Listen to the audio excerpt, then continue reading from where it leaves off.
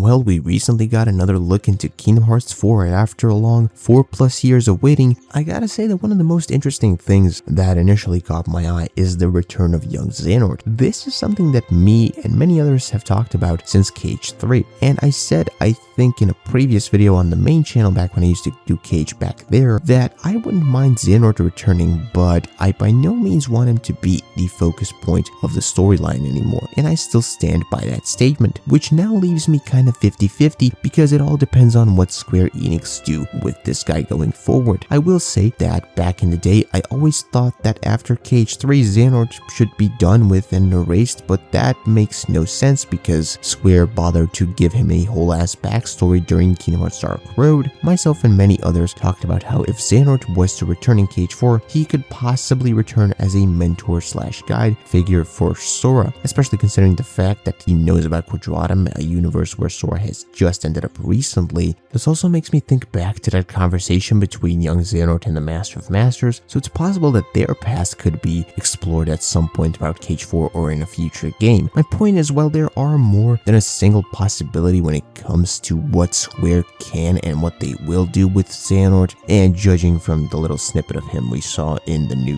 Cage 4 trailer, he will be more of a good guy. But like I said, my biggest fear is that he's too much involved in the story, if that makes sense. I will also add that I feel like he could be a good candidate to actually die at some point in Cage 4 or in a future game as a means for Sora to learn something or something like that. I don't know, I'm just spewing random shit at this point. Now don't get me wrong, I'm by no means fully against Xehanort's return. I just find young Xehanort extremely boring, but Xehanort as a character still has more to him from what we saw, hence why I'm not 100% against him coming back as long as his return makes sense in terms of the overall story. Last thing I want to see is Xehanort being brought back just to do the bring back the ex-bad guy now as the good guy type deal. If he returns, which it looks like he will, I want his return to be for an actually good reason that makes sense, and I feel like him pointing Sora in the right direction could be an interesting dynamic, especially if he fully takes on that mentor role for Sora. And you know, that last scene in Cage 3 where he sort of symbolically hands over the Keyblade to Sora is also another thing that is somewhat making me think that things